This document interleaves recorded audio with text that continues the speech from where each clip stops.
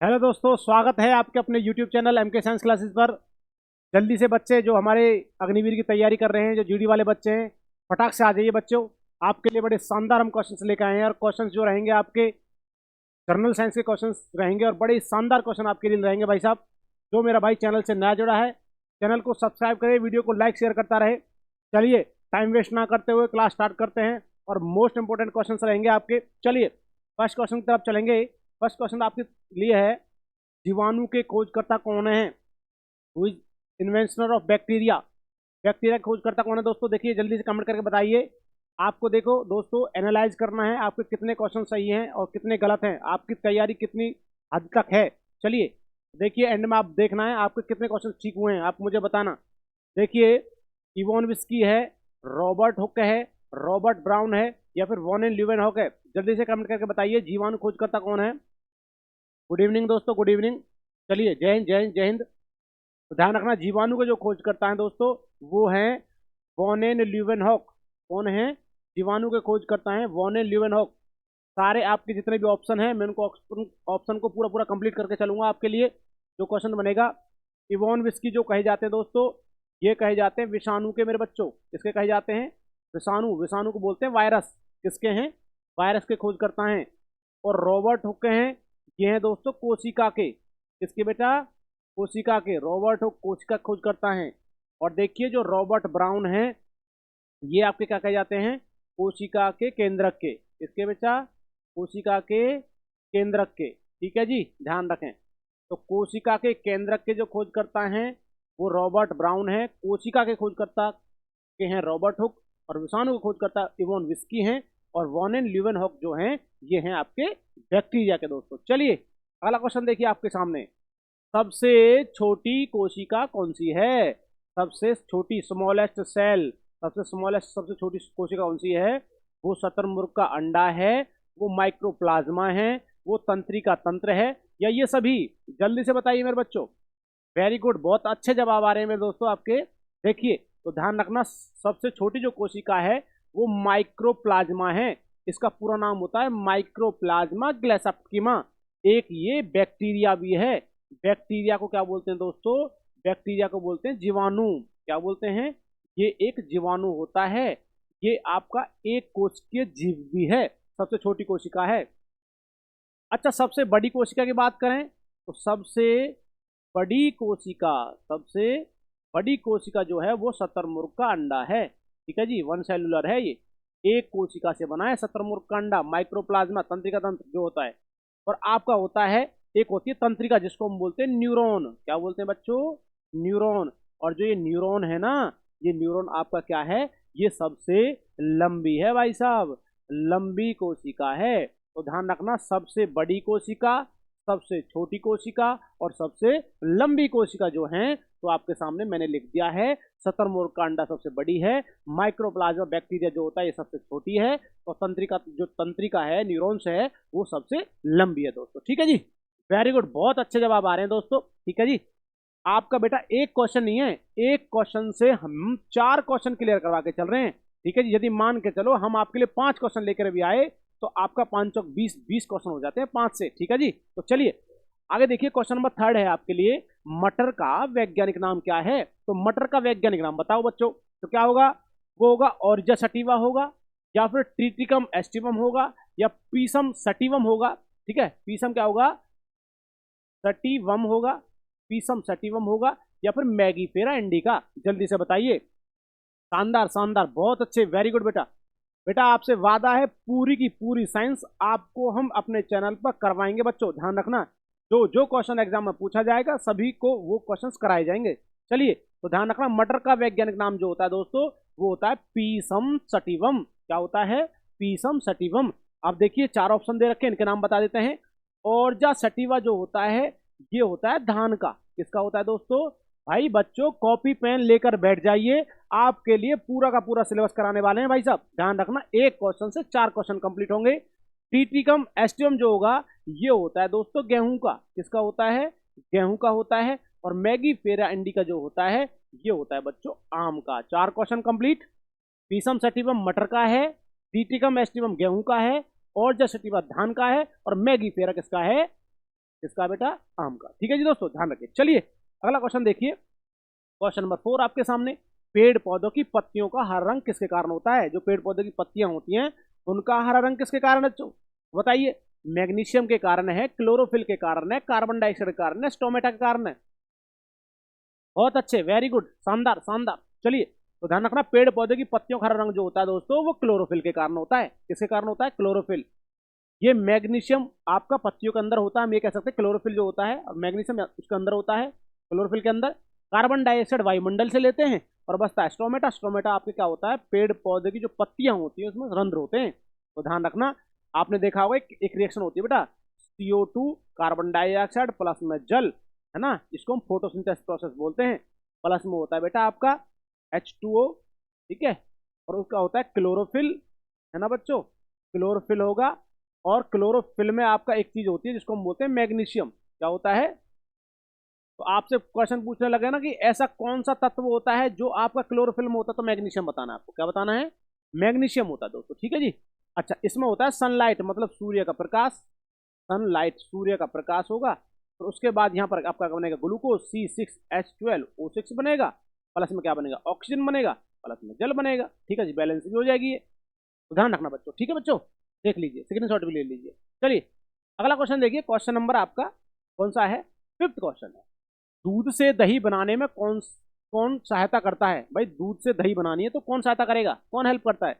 वो जीवाणु होते हैं, वो विषाणु होते हैं, वो कवक होते हैं, प्रोटोजोआ होते हैं? जल्दी से बताइए। बैक्टीरिया होगा, वायरस होगा, फंगई होगा, प्रोटोजोआ होगा?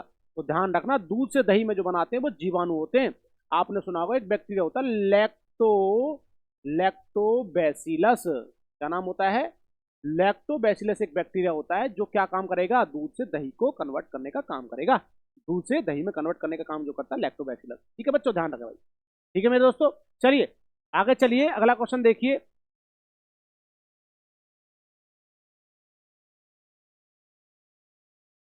अच्छा, अगला क्वेश्चन देखिए, क्वेश्चन नंबर 6। देखिए क्वेश्चन नंबर 6 देखिए बच्चों। तो मनुष्य के शरीर में ऑक्सीजन कितना प्रतिशत होता है? मनुष्य के शरीर में ऑक्सीजन का कितना प्रतिशत है? भैया बताओ, 80% होता है, 65% होता है, 20% होता है, या 78% होता है? जल्दी से बताइए। तो मनुष्य के शरीर में जो ऑक्सीजन का प्रतिशत होता है वो कितना होता है? 65%। कितना होता है दोस्तों? 65% होता है। आपको पता है जी, देखो, यदि मैं वायुमंडल की बात करूं तो वायुमंडल में जो आपका एटमॉस्फेयर होता है उसमें ऑक्सीजन का कितना परसेंट होता है? उसमें होता है सर जी 21%। कितना होता है? 21%। जब तक ऑक्सीजन नहीं लेंगे तब तक आपका खाने का ऑक्सीडेशन नहीं होगा। आपको पता है ऑक्सीजन लेते हैं और कार्बन डाइऑक्साइड छोड़ते हैं, परंतु ध्यान रखना, वायुमंडल में जितनी भी गैसेज होते हैं हम सांस में लेते हैं, परंतु जिनका यूज नहीं है उनको निकाल देते हैं, जिसका यूज है उसको यूज कर लेते हैं। ठीक है जी, ध्यान रखें। चलिए अगला क्वेश्चन देखिए, क्वेश्चन नंबर 7। चाय में कौन सा अम्ल होता है? चाय में अम्ल बताना है। चाय में कौन सा अम्ल होगा? ऑक्जेलिक अम्ल होगा, कार्बनिक अम्ल होगा, सल्फ्यूरिक अम्ल होगा, या फिर टैनिक अम्ल होगा? जल्दी से बताइए, चाय में कौन सा अम्ल होता है? तो ध्यान रखना मेरे बच्चों, चाय में जो अम्ल होता है, बहुत अच्छे शानदार आपके आंसर आ रहे हैं। इसी तरीके से आप तैयारी कर रहे हो ना, बिल्कुल आपका सिलेक्शन होने वाला है बच्चों। देखिए, तो ध्यान रखना, चाय में होता है टैनिक अम्ल। कौन सा होता है बच्चों? टैनिक अम्ल। अब इनका बता देता हूँ ये किस किस अम्ल होते हैं। देखो, ऑक्जेलिक अम्ल जो होता है दोस्तों, ये होता है टमाटर में। किसमें होता है? टमाटर में होता है। ठीक है, विशेष तौर पर टमाटर ही आपको लगाना है, वैसे आपका भिंडी में भी होता है। ठीक है, और आपका इनमें क्या होता है? ऑक्जेलिक अम्ल होता है। अच्छा, कार्बनिक अम्ल किसमें होता है दोस्तों? ये होता है सोडा वाटर में। किसमें होता है? सोडा वाटर, या हम कह सकते हैं जो आपके कौन से होते हैं सोडा वाटर में, आपका जो कोल्ड ड्रिंक वगैरह आती है ना, इन सभी में क्या होता है दोस्तों? आपका क्या होता है? कार्बनिक अम्ल होता है। अच्छा, सल्फ्यूरिक अम्ल है, ये तो भाई साहब विशेष तौर पर ऐसे नहीं कह सकते। H2SO4 जो होता है ये आपका क्या होता है? ये आपका एसिड रहता है। ठीक है, और ये आपका स्ट्रॉन्ग एसिड होता है, प्रबल अम्ल होता है H2SO4। ये होता है आपकी बैटरियों के अंदर। किसमें होता है? बैटरियां जो होती है, कार की बैटरियां वगैरह में किसका प्रयोग किया जाता है? सल्फ्यूरिक अम्ल का। सल्फ्यूरिक अम्ल का प्रयोग किया जाता है कार की बैटरियों में। टैनिक अम्ल किसमें होता है? चाय में। किसमें होता है? चाय में। वेरी गुड, शानदार। चलिए अगला क्वेश्चन देखिए, क्वेश्चन नंबर 8 है। पटाखों में लाल रंग किस तत्व की उपस्थिति के कारण होता है? भाई, जो आपके पटाखे होते हैं वो लाल रंग छोड़ते हैं। ठीक है, तो वो किसके कारण छोड़ते हैं? जब जलते हैं देखा होगा ना, हरा कलर और लाल कलर, तो वो बेरियम की वजह से, स्ट्रॉन्सियम की वजह से, कैल्शियम की वजह से, पोटेशियम की वजह से। Very good. चलिए, तो ध्यान रखना बच्चों, वो छोड़ते हैं स्ट्रॉन्सियम की वजह से। क्या होता है उसमें? पटाखे जो लाल रंग छोड़ते हैं उसमें स्ट्रॉन्सियम होता है, और बेरियम की वजह से कैसा रंग छोड़ते हैं, हरा रंग। कैसा रंग दोस्तों, हरा रंग। ठीक है बच्चों, ध्यान रखिए। आपकी हड्डियों में कौन सा पदार्थ होता है, इसमें हड्डियों में होता है कैल्शियम। इसमें होता है हड्डियों में कैल्शियम होता है। ठीक है दोस्तों, चलिए हड्डियों में कैल्शियम होता है। स्ट्रोंशियम से क्या होगा, स्ट्रोंशियम से आपका क्या करते हैं दोस्तों, पटाखे लाल रंग छोड़ेंगे, बेरियम से हरा कलर छोड़ते हैं। ठीक है, चलिए अगला क्वेश्चन आपके सामने है, क्वेश्चन नंबर 9 है। अग्निशामक यंत्र, जो आपके अग्निशामक जो आग को बुझाने वाले होते हैं, आग को बुझाने वाले यंत्र में कौन सी गैस उपयोग में लाई जाती है। आग को बुझाने में कौन सी गैस का उपयोग होता है, कार्बन मोनोऑक्साइड का, कार्बन डाइऑक्साइड का, मीथेन का, या फिर नाइट्रोजन का। जल्दी से बताइए दोस्तों। तो आपको पता है जी, जो आपके आग बुझाने यंत्र होते हैं उसमें कौन सी गैस होती है, कार्बन डाइऑक्साइड। ठीक है जी, कार्बन डाइऑक्साइड जो गैस होती है ये किसी भी लगी हुई आग को बुझाने का काम करती है। ठीक है जी, ध्यान रखें। कार्बन मोनोऑक्साइड होती है, इसको हम बोलते हैं CO। ये होती है मेरे बच्चा विषैली गैस। कैसी होती है, विषैली गैस। ये निकलती कहाँ से है, ये निकलती है बच्चों मोटरसाइकिल, गाड़ी, कार, स्कूटर, इन सभी से निकलती है भाई। ठीक है जी, उनके धुएं से जो निकलती है ना, तो कार्बन मोनोऑक्साइड निकलती है, ये विषैली गैस होती है। इसको बेटा हम कहते हैं साइलेंट किलर भी। क्या कह देते हैं, साइलेंट किलर। जो खामोश इसे मार देता है ना, जो खामोशी से मार देगी वो कार्बन मोनोऑक्साइड होती है। आपने कभी देखा उपला जला करके बंद कमरे में आप सो जाओगे तो आपकी मृत्यु हो जाएगी, क्योंकि उसमें क्या होता है, कार्बन मोनोऑक्साइड। जो कार्बन मोनोऑक्साइड होती है वो हीमोग्लोबिन के साथ, जो हीमोग्लोबिन होता है ना आपके रक्त में, उसके साथ फास्ट रिएक्शन कर लेती है, इसी वजह से आपकी मृत्यु हो जाएगी। ठीक है बच्चों, मैं मीथेन की कहूं तो मीथेन होती है बेटा गोबर गैस में। किसमें होती है, गोबर गैस में। मीथेन गैस होती है गोबर गैस में होती है, धान के खेत से निकलती है, धान के खेत से निकलेगी मेरे बच्चों। ठीक है जी, कॉपी पेन लेके बैठ जाइए, लिख लीजिए, राइट डाउन कर लीजिए, बिल्कुल विशेष इंपॉर्टेंट चीज है भाई आपके लिए। ध्यान रखना, गोबर गैस, धान का खेत, दलदली भूमि। ठीक है जी, दलदली भूमि, इन सभी से जो निकलती है वो कौन सी निकलती है भाई साहब, मीथेन गैस। नाइट्रोजन पता है जी, वायुमंडल में कितना परसेंट होता है, 78% होता है नाइट्रोजन। आपने देखा होगा जो आपकी चिप्स वगैरह आती है ना, चिप्स वगैरह, चिप्स की पैकेट या जो भी पैकिंग वाली चीजें होती हैं, उनके अंदर कौन सी गैस भरी होती है, नाइट्रोजन। कौन सी गैस भरी होती है, नाइट्रोजन। ठीक है जी, जो पैकेट वाली चीजें होती है उसमें गैस होती है ना, वो नाइट्रोजन गैस होती है। ठीक है जी, तो अग्निशामक यंत्र में कौन सी गैस का उपयोग किया जाता है, कार्बन डाइऑक्साइड का। अगला क्वेश्चन देखिए, क्वेश्चन नंबर 10। तंबाकू में कौन सा विषाक्त पदार्थ पाया जाता है। भैया तंबाकू में कौन सा विषैला पदार्थ पाया जाता है, जल्दी से कमेंट करके बताते रहिए। बहुत शानदार आपके आंसर आ रहे हैं भाई साहब, इसका मतलब आपकी तैयारी बहुत अच्छे तरीके से चल रही है मेरे दोस्तों। तो ध्यान रखना, तंबाकू में कौन सा विषाक्त पदार्थ पाया जाता है, निकोटिन पाया जाएगा, थीन पाया जाएगा, ये थीन होता है, या फिर आपका कार्बन डाइऑक्साइड पाया जाएगा, फेरस सल्फेट पाया जाएगा। जल्दी से बताइए। तो तंबाकू जो होते हैं उनमें सभी में क्या पाया जाता है, निकोटिन। क्या पाया जाता है, निकोटिन पाया जाता है मेरे बच्चों। ठीक है जी, चलिए अगला क्वेश्चन देखिए, क्वेश्चन नंबर अब 11 है। वायु में उपस्थित आर्द्रता मापने के लिए किस यंत्र का उपयोग किया जाता है, जल्दी से बता दीजिए भाई साहब। यदि वायु में आपको क्या करना है, वायु में आपको आर्द्रता या नमी मापनी है तो किस यंत्र का प्रयोग करेंगे, जल्दी से कमेंट करके बता दीजिए मेरे दोस्तों। जल्दी से फटाफट से आंसर बताइए भाई इसका।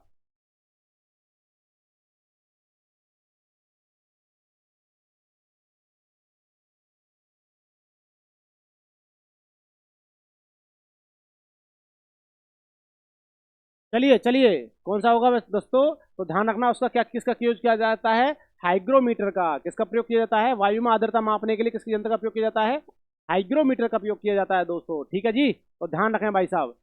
ठीक है, बैरोमीटर क्या करता है, बैरोमीटर क्या करता है, वायुमंडलीय दाब। क्या करता है, वायुमंडलीय दाब को मापने का काम करता है। ठीक है जी, वायुमंडल जो दाब होता है, वायुमंडलीय दाब को मापने का काम करता है बैरोमीटर। ठीक है जी दोस्तों, और कमेंट करके बता दीजिए ब्यूटेरोमीटर किसके काम आएगा, जल्दी से बताइए। ये दूध की उसमें मापने के काम आता है। ठीक है जी, अगला क्वेश्चन देखिए, क्वेश्चन नंबर 12 है। वायुमंडल में ओजोन परत की मोटाई मापने का मात्रक का नाम क्या है, जिससे आपका वायुमंडल ओजोन परत जो होती है उसको मापा जाता है। ओजोन को बोलते हैं बेटा O3। क्या बोलते हैं, O3। तो जल्दी से बताइए क्या होगा, वार्षिक वलय बोलते हैं, एनुअल रिंग।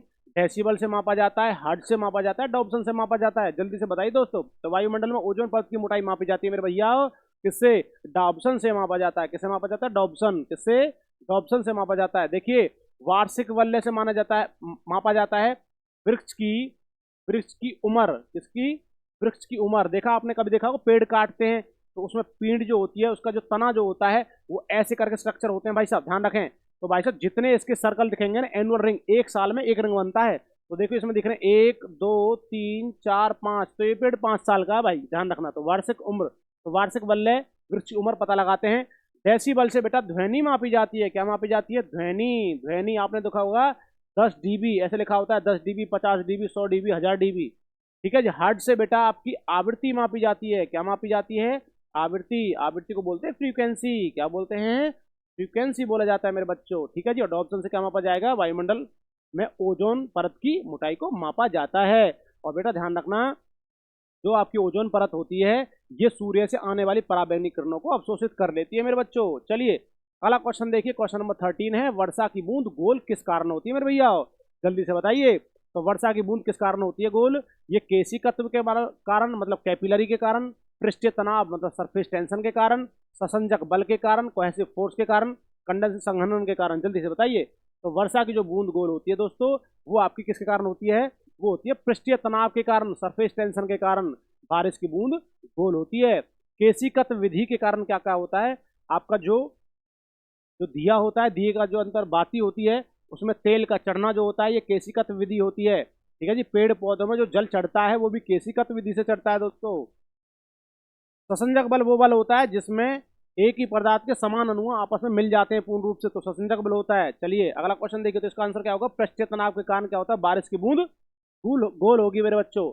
अगला क्वेश्चन देखिए, क्वेश्चन नंबर 14 है, दूध से मक्खन निकालने पर दूध के घनत्व पर क्या प्रभाव पड़ेगा? जब आपने क्या किया है, दूध में से मक्खन निकाल लिया, तो दूध के घनत्व पर जो डेंसिटी होगी उस पर क्या प्रभाव पड़ेगा? घनत्व बढ़ेगा, घनत्व घटेगा, घनत्व बराबर रहेगा, या फिर दूध की मात्रा ज्यादा हो जाएगी? ध्यान रखना भाई साहब, दूध की मात्रा ज्यादा तो होगी नहीं, पता नहीं इस बात का। ठीक है, बराबर नहीं रहेगा तो क्या होगा? उसका घनत्व होगा, डेंसिटी जो होगी वो क्या हो जाती है? उसकी घट जाती है। तो ध्यान रखना, दूध से मक्खन निकालने पर दूध की घनत्व क्या हो जाएगा? डेंसिटी घट जाएगी मेरे बच्चों। चलिए अगला क्वेश्चन देखिए, क्वेश्चन नंबर 15 है, 1 न्यूटन कितने डाइन के बराबर होता है? तो 10 की पावर 5 डाइन। बेटा देखिए, न्यूटन जो है ये आपकी सीजीएस पद्धति में कहा जाता है। न्यूटन जो होता है, बल की जो फोर्स की एसआई यूनिट होती है उसको हम बोलते हैं किसमें? सीजीएस में डाइन। क्या बोलते हैं? डाइन बोला जाता है दोस्तों। डाइन, वो डाइन में समझना, जो चुड़ैल वुड़ैल होती है वो नहीं है। तो ध्यान रखना, ये डाइन है, इसमें मेजरमेंट किया जाता है। तो ध्यान रखना, 1 न्यूटन बराबर होता है 10 की पावर 5 डाइन, 10 की पावर 7 डाइन, 10 की पावर 11 डाइन, या इनमें से कोई नहीं। बहुत अच्छे, शानदार शानदार, वेरी गुड। चलिए तो दोस्तों क्या होता है, 10 की पावर 5 डाइन जो होता है वो 1 न्यूटन के बराबर होता है। और न्यूटन किसकी ऐसा यूनिट होती है बेटा? न्यूटन होती है जी फोर्स की। किसकी होती है? फोर्स मतलब बल की। बल की ऐसा यूनिट जो होती है वो न्यूटन होती है। और फोर्स की सीजीएस पद्धति में किसकी यूनिट होती है? वो होती है डाइन। चलिए अगला क्वेश्चन देखिए, क्वेश्चन नंबर 16 है, कौन सा विटामिन गर्म करने पर नष्ट हो जाता है? जल्दी से बताइए। विटामिन बी होगा, विटामिन डी होगा, विटामिन ए होगा, या विटामिन सी? जल्दी से बताइए। यदि आप खाना बना रहे हो तो खाना बनाते समय आपकी कौन सी विटामिन नष्ट हो जाएगी? गर्म होकर खाना बनता है, तो ध्यान रखना बच्चों, जो विटामिन सी होगी ये क्या हो जाती है? नष्ट हो जाती है गर्म करने पर दोस्तों, ध्यान रखें। ठीक है बच्चों, ध्यान रखें भाई। विटामिन बी का जो आपका बीमारी होती है वो कौन सी होती है? Beriberi. कौन सी होती है? बेरी बेरी होती है। ठीक है जी। डी से क्या होगा? रिकेटस होगा। ठीक है जी, रिकेटस होगा। और बच्चों जो आपका ए होगा उसकी वजह से क्या होगा? आपकी बीमारी होती है रतौंधी। कौन सा होता है दोस्तों? रतौंधी। चारों चारों ऑप्शन क्लियर किए हैं बच्चों। और विटामिन सी जो होता है, इससे कौन सी बीमारी होती है? स्कर्वी। कौन सी होती है बच्चों? स्कर्वी। ठीक है, ध्यान रखना, खट्टी चीजें खानी है आपको, आंवला, अंगूर, संतरा, नींबू, जिससे विटामिन सी की कमी पूरी हो जाए। अगला क्वेश्चन देखिए, क्वेश्चन नंबर 17, विटामिन ए की कमी को कैसे पूरा किया जा सकता है? भाई विटामिन ए की कमी को पूरा करना है तो आपको क्या खाना पड़ेगा मेरे बच्चों? तो विटामिन ए की कमी को पूरा करने के लिए सेब खाना पड़ेगा, केला, गाजर या आम? जल्दी से बताइए। तो ध्यान रखना, विटामिन ए की कमी को पूरा करने के लिए आपको खाना पड़ेगा बच्चों गाजर खाना पड़ेगा। क्या खाना पड़ेगा? विटामिन ए की कमी को पूरा करने के लिए गाजर खाना पड़ेगा बच्चों। चलिए अगला क्वेश्चन देखिए, क्वेश्चन नंबर 18 है आपके सामने, विटामिन के खोजकर्ता कौन है बच्चों? जल्दी से बताइए। बर्जेलियस हैं, अल्टमैन है, या फिर कूने हैं, या फंक हैं? सभी को पता होगा, बड़ा शानदार क्वेश्चन है भाई, जल्दी से बताइए। तो विटामिन के खोजकर्ता कौन है बच्चों? जल्दी से बताइए, बहुत अच्छे आंसर आ रहे हैं आपके। तो विटामिन के जो खोजकर्ता है मेरे भाइयों, वो कौन है आपके? फंक हैं। फंक ने 1911 में किसकी विटामिन की खोज की? बर्जेलियस जो है आपके, ये प्रोटीन के खोजकर्ता हैं। किसके हैं बच्चों? प्रोटीन के खोजकर्ता हैं। अल्टमैन जो हैं, जल्दी से बताइए, अल्टमैन किसके हैं? ये हैं भाई आपके माइटोकॉन्ड्रिया। किसके खोजकर्ता हैं? माइटोकॉन्ड्रिया के खोजकर्ता हैं अल्टमैन। ठीक है जी, अल्टमैन होते हैं। और कूने किसके हैं? जल्दी से कमेंट करके बता दीजिए। मैं यहाँ लिख रहा हूँ हार्मोन के हैं, दोस्तों ये हार्मोन की खोज करता है कौन, कूने, या ये हार्मोन की खोज करता है या किसके हैं, ये हार्मोन की खोज करता है या आप बताओगे ये एंजाइम के खोज करता है? जल्दी से कमेंट करके बताइए किसके खोज करता कहे जाते हैं भाई, जल्दी से बताइए मेरे बच्चों। जो आपके पुणे हैं वो हार्मोन्स के खोज करता है या फिर एंजाइम के, कमेंट करके बताना है भाई साहब। देखते हैं आपकी कैसी तैयारी चल रही है। क्वेश्चन नंबर 19 देखिए, आलू किसका रूप है? ये जड़ का रूप होता है बच्चों, ये तने का रूप है, या प्रकंद का है, या पौधे का? जल्दी से बताइए क्या आंसर होगा मेरे बच्चों। तो ध्यान रखना आलू जो होता है ये जड़ है, तना है, प्रकंद है, पौधा है। तो ध्यान रखना आलू जो होता है ये तना होता है। आपने एक लॉजिक भी पढ़ी होगी, हद कर दी, हद कर दी आपने, क्या है, हद कर दी आपने। ऐसे हो गया हल्दी, हल्दी हो गया हद से, कैसे हो गया केसर, ठीक है जी, जैसे हो गया अदरक, ठीक है, ऐसे हो गया आलू, ठीक है जी, क्या हो गया, आलू हो गया, और पैसे हो गया प्याज, क्या हो गया, प्याज। ये सभी जो होते हैं मेरे बच्चों ये सभी तना की ट्रिक है, किसकी है, तने वाले चीजें हैं, तने वाले पौधे हैं ये, ठीक है। तो जो तने वाली चीजें होती हैं हल्दी, केसर, अदरक, आलू, प्याज, ये सभी तने से संबंधित होती हैं। तो ध्यान रखना आलू किससे, तने से संबंधित है। अगला क्वेश्चन देखिए, क्वेश्चन नंबर 20 है आपके सामने, पादपों में किस संरचना के द्वारा जल ऊपर चढ़ता है? भाई पौधों में जो जल चढ़ता है ऊपर, किस संरचना चढ़ता है भाई, क्या ऐसा होता है? फ्लोएम के कारण चढ़ता है, जाइलम के कारण चढ़ता है, प्रोटो क्लाइसम के कारण चढ़ता है, या फिर इनमें से, या लाइकिन, इनमें से लाइकिन के कारण चढ़ता है? जल्दी से बताइए किसके कारण चढ़ेगा, फ्लोएम, जाइलम, प्रोटोकाइलिज्म, या फिर लाइकिन? तो ध्यान रखना पादपों में जो जल चढ़ता है वो किसके माध्यम से चढ़ता है, जाइलम के माध्यम से। किसके माध्यम से, जाइलम और फ्लोएम के माध्यम से। क्या करता है बेटा, भोजन का परिवहन, भोजन का परिवहन। जो भोजन जाता है ना पेड़ पौधे के विभिन्न भागों तक, किससे जाता है, पेड़ पौधों की पत्तियों से पेड़ पौधों के विभिन्न भागों तक जो खाना जाता है वो किसके माध्यम से जाता है बच्चों, वो इसी के माध्यम से जाता है मेरे भाइयों, ठीक है जी। तो किसके माध्यम से, तो भोजन का परिवहन जो होता है वो फ्लोएम के माध्यम से होता है, पेड़ पौधे की पत्तियों से पेड़ पौधे के विभिन्न भागों तक जो जाता है, ठीक है। चलिए अगला क्वेश्चन देखिए, क्वेश्चन नंबर 21, शरीर की सबसे सुंदर हड्डी का नाम? जल्दी से बताइए भाई साहब कौन सी सुंदर हड्डी है शरीर की आपकी। आज देख लो, नहीं पता है तो आपका पहला क्वेश्चन आपके लिए बड़ा शानदार रहेगा ये। तो शरीर की सबसे सुंदर हड्डी कौन सी होती है? वो क्लेविकल बोन होती है, वो हायोइड बोन होती है, वो स्टेप्स होती है, फिर फीमर होती है? जल्दी से बताइए भाई। तो ध्यान रखना जो क्लेविकल बोन होती है उसको हम बोलते हैं हंसली वाली हड्डी, हंसली, हंसली होती है ना, हंसली की हड्डी, ठीक है। सामने जो होती है आपकी, ये जो गर्दन होता है यहाँ सामने होती है ऐसे, ये हंसली होती है बेटा। तो ध्यान रखना इसी को बोलते हैं ब्यूटी बोन। क्या बोलते हैं, ब्यूटी बोन। ब्यूटी बोन को बोलते हैं सुंदर हड्डी। कैसे बोलते हैं, सुंदर हड्डी कहा जाता है मेरे बच्चों, ध्यान रखिए। तो सुंदर हड्डी होती है। अच्छा हायोइड बोन कहाँ होती है बेटा, ये होती है गले में। किसमें होती है, गले में। गले में एक स्वतंत्र हड्डी है ये, कैसी है, ये आपकी स्वतंत्र हड्डी होती है, स्वतंत्र हड्डी है ये मेरे बच्चों, किसी के साथ दूसरी हड्डी के साथ जुड़ी नहीं है। तो शरीर की स्वतंत्र हड्डी होती है हायोइड, शरीर की सुंदर हड्डी होती है आपकी हंसली मतलब क्लेविकल बोन, ठीक है जी। स्टेप्स जो होती है ये कान की सबसे छोटी, इसकी कान की और शरीर की सबसे छोटी है भाई साहब, शरीर की सबसे छोटी, सबसे छोटी हड्डी है स्टेपिस जो होती है। भाई कॉपी पेन लेकर के लिख लीजिए इन चीजों को। और फीमर जो होती है शरीर की सबसे बड़ी, शरीर की सबसे, शरीर की सबसे बड़ी है भाई, शरीर की सबसे बड़ी हड्डी, शरीर की सबसे बड़ी हड्डी जो है वो फीमर है। शरीर की सबसे छोटी हड्डी स्टैपिस है। हायोइड शरीर की फ्री बोन है। और क्लेविकल बोन जो है भाई ये कैसी आपकी सुंदर हड्डी होती है मेरे बच्चों, ठीक है जी। विशेष तौर पर ध्यान रखें भाई।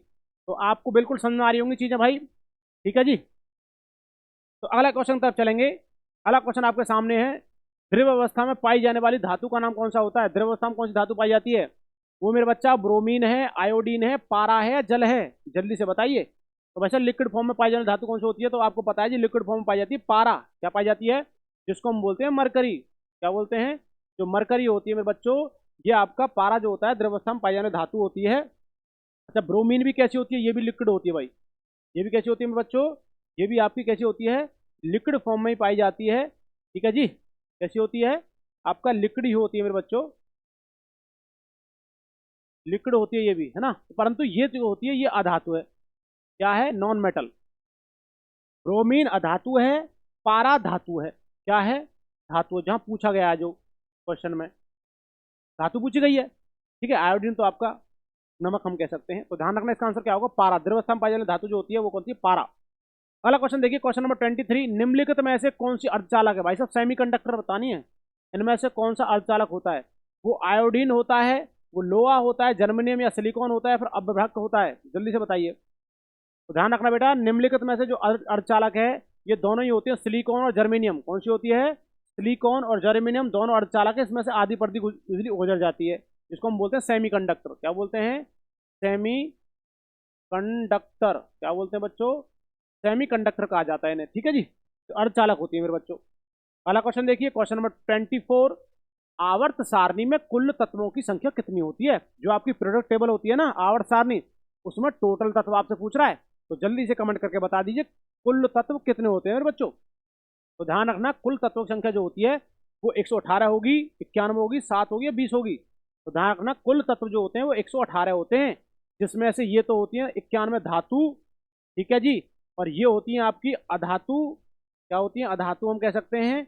और जो आपकी ये बचती हैं ये होती है उपधातु। क्या होती हैं, उपधातु। इंग्लिश में इसको हम बोलते हैं मेटलॉइड, ठीक है जी, क्या बोलेंगे, मेटलॉइड। और इसको हम क्या बोलेंगे, इसको हम बोलेंगे नॉन मेटल, ठीक है मेरे बच्चों, और इसको हम बोलेंगे मेटल। ध्यान रखें भाई। और ये क्या होती है, टोटल एलिमेंट है। टोटल एलिमेंट का मतलब है, टोटल एलिमेंट का मतलब है आपका क्या, आपका ये क्या है, टोटल एलिमेंट्स का मतलब है आपके कुल तत्व हैं,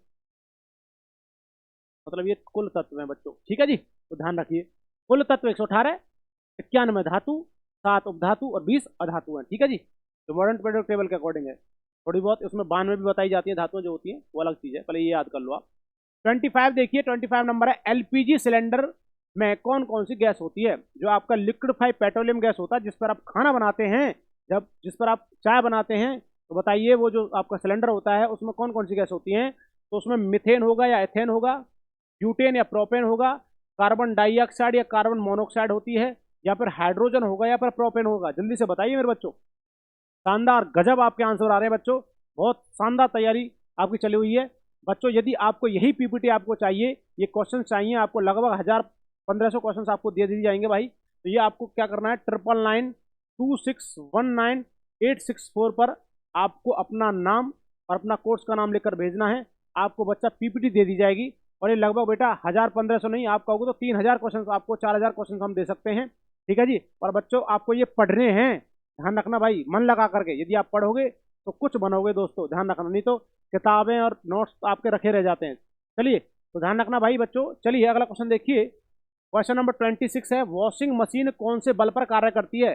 जो आपका वॉशिंग मशीन होती है उसको कौन से बल पर काम करेगी, जल्दी से कमेंट करके बताइए मेरे बच्चों।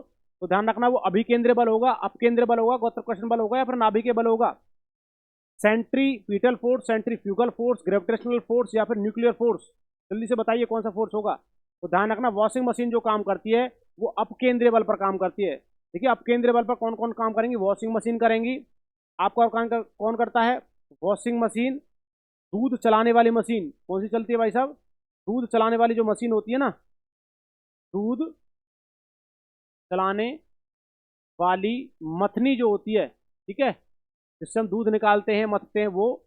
और आपका वॉशिंग मशीन, हम मिक्सी भी हम कह सकते हैं, इसी पर काम करेगी दोस्तों, ठीक है जी, क्योंकि फोर्स लगाती है बाहर की तरफ। और अभी केंद्रीय बल पर जो होता है आपके मौत के कुएं में चलती हुई घूमती हुई मोटरसाइकिल, मोड़ पर मुड़ता हुआ व्यक्ति, ठीक है जी, ये कौन से होते हैं, अभी केंद्रीय बल होते हैं बच्चों। आगे गुरुत्वाकर्षण बल है, ये पृथ्वी के जी होती है, जी का मान क्या होता है, जी बराबर 9.8 मीटर पर सेकंड स्क्वायर, ये पृथ्वी की जी का मान होता है, छोटी जी का। नाभिकीय बल जो होता है, न्यूक्लियर फोर्स, ये अलग चीज होती है, हर एक एटम के अंदर होता है। चलिए अगला क्वेश्चन देखिए, क्वेश्चन नंबर 27, पानी में पतली सुई क्यों तैर जाती है। भाई पानी के अंदर सुई तैर जाती है, ये विश्वास नहीं हो रहा होगा आपको, हो सकता है अब डायरेक्ट हाथ से गिरोगे तो आपको नहीं तैरेगी, परंतु आपको क्या करना है, सुई लेनी है, उसको कागज पर रखकर कागज को खींच देना है, सुई कुछ समय के लिए क्या होती है, तैर जाती है। तो ऐसा क्यों होगा, वो केशिकत्व मतलब कैपिलरी के कारण, आसंजक बल मतलब कि एडहेसिव फोर्स, संसंजक बल, कोहेसिव फोर्स, या पृष्ठीय तनाव सर्फेस टेंशन। जल्दी से बताइए दोस्तों। शानदार, वेरी गुड। चलिए तो दोस्तों, यदि वीडियो अच्छी लग रही है चैनल को सब्सक्राइब, वीडियो को लाइक शेयर करते रहें, अपने भाइयों अपने दोस्तों के पास शेयर करें, जो भी मेरा भाई इसकी तैयारी कर रहा है उसके पास भेजते रहें। तो ध्यान रखना भाई साहब, कौन सा होगा? पृष्ठीय तनाव, सरफेस टेंशन। कौन सा होगा बच्चों? पृष्ठीय तनाव, सरफेस टेंशन होगा मेरे बच्चों। बहुत अच्छा, शानदार आपके जवाब आ रहे हैं। अगला क्वेश्चन देखिए, क्वेश्चन नंबर 28। स्थितिज ऊर्जा का फार्मूला क्या होता है? स्थितिज ऊर्जा को बोलते हैं पोटेंशियल एनर्जी। क्या बोलते हैं? Potential energy. तो भाई पोटेंशियल एनर्जी का फॉर्मूला बता दीजिए, क्या होगा? पता भी होगा आपको। पोटेंशियल एनर्जी का फॉर्मूला बताइए। वो हाफ एम वी स्क्वायर होगा, वो मास इंटू एक्सेलरेशन तो फोर्स का होता है, mgh मास ग्रेविटी हाइट होगा, या फोर्स इंटू डिस्प्लेसमेंट। जल्दी से बताइए क्या होगा? तो ध्यान रखना, स्थितिज ऊर्जा का जो फॉर्मूला होता है वो क्या होता है? mgh। तो पोटेंशियल एनर्जी, पोटेंशियल एनर्जी मतलब स्थितिज ऊर्जा बराबर होता है mgh। m का मतलब होता है मास, ठीक है जी दोस्तों। g का मतलब होता है ग्रेविटी। क्या होता है दोस्तों? ग्रेविटी। और h का मतलब होता है हाइट। क्या होता है मेरे बच्चों? हाइट होता है। तो हम कहेंगे इसको द्रव्यमान। हिंदी में क्या बोलेंगे? मास को द्रव्यमान। इसको हम बोलेंगे भैया गुरुत्व, ठीक है जी। इसको हम बोलेंगे गुरुत्व, और इसको हम बोलेंगे ऊंचाई। तो ध्यान रखें मेरे बच्चों, जो इंग्लिश मीडियम का हो, हिंदी मीडियम को, सभी के लिए बता रहा हूँ भाई। तो विशेष तौर पर ध्यान रखें बेटा। स्थितिज ऊर्जा का फॉर्मूला क्या है? mgh। ये दोस्तों ये किसका पता है? ये गतिज ऊर्जा का फॉर्मूला है। किसका फॉर्मूला है? गतिज ऊर्जा का। किसका फॉर्मूला है बच्चों? गतिज ऊर्जा, जिसको बोलते हैं kinetic energy, half m v square. ये गतिज ऊर्जा का है। ये बेटा बल का है, बल का, फोर्स का। फोर्स का होता है फॉर्मूला, फोर्स बराबर मास इंटू एक्सेलरेशन, द्रव्यमान गुना त्वरण। और बेटा ये होता है फोर्स इंटू डिस्प्लेसमेंट, ये होता है आपका वर्क का। किसका होता है? वर्क मतलब कार्य का, ठीक है जी। Force into displacement. चलिए अगला क्वेश्चन देखिए, क्वेश्चन नंबर 29। विद्युत बल्ब में कौन सी गैस भरी होती है? तो बताइए बच्चों, विद्युत बल्ब में कौन सी गैस होगी? हाइड्रोजन गैस होगी, नाइट्रोजन होगी, ऑर्गन होगा, ब्यूटन होगा? जल्दी से कमेंट करके बताइए। तो विद्युत बल्ब में कौन सी गैस होती है बच्चों? वो ध्यान रखना, वो कौन सी होती है? आर्गन गैस होती है। कौन सी गैस होती है? आर्गन गैस जो होती है विद्युत बल्ब में होती है। अच्छा, विद्युत बल्ब का जो फिलामेंट होता है, जल्दी से बताइए, फिलामेंट किसका बना होता है? तो देखिए, जो फिलामेंट होता है, जो आपका फिलामेंट जिसको हम तंतु बोलते हैं, ये तंतु किसका बना होता है? जो आपकी गूंची होती है ना, ये किसकी बनी होती है बच्चों? जल्दी से बताइए, तंतु किसकी बनी होती है? ये मेरे बच्चों किसकी होती है? ये आपकी बनी होती है आपका टंगस्टन की। किसकी बनी होती है? टंगस्टन की बनी होती है, जो गूंज होती है ना बल्ब में, ठीक है। ब्यूटेन किसमें भरी होती है? जल्दी बताइए। ब्यूटेन भरी होती है लाइटर में। किसमें? लाइटर में जो गैस होती है वो कौन सी होती है? ब्यूटेन होती है मेरे बच्चों। अच्छा देखना, हाइड्रोजन जो होती है, ये ब्रह्मांड में सबसे ज्यादा गैस पाई जाती है। ब्रह्मांड में कौन सी गैस पाई जाती है? हाइड्रोजन, जिसको फ्यूचर का ईंधन बोलते हैं दोस्तों, ध्यान रखें। अगला क्वेश्चन देखिए, क्वेश्चन नंबर 30 है। आपके कितने क्वेश्चन सही हुए? जल्दी से कमेंट करके बताइए बच्चों, जल्दी से बताना है आपके कितने क्वेश्चन सही हुए हैं। आपके 10 क्वेश्चन सही हुए हैं, आपके 20 क्वेश्चन सही हुए हैं, आपके 29 क्वेश्चन या 15 क्वेश्चन? जल्दी से मेरे दोस्तों कमेंट करके बताइए आपकी तैयारी कैसी चली हुई है। ठीक है जी, आपके लिए प्रत्येक दिन हम ऐसे क्लासेस लाते रहेंगे। यदि वीडियो अच्छी लग रही है, चैनल को सब्सक्राइब करें, वीडियो को लाइक शेयर करते रहे, अपने दोस्तों के पास सेंड कर दे बच्चों। चलिए, आपका एक कार्य हमें मोटिवेशन देगा। चलते हैं। जय हिंद, जय भारत, धन्यवाद।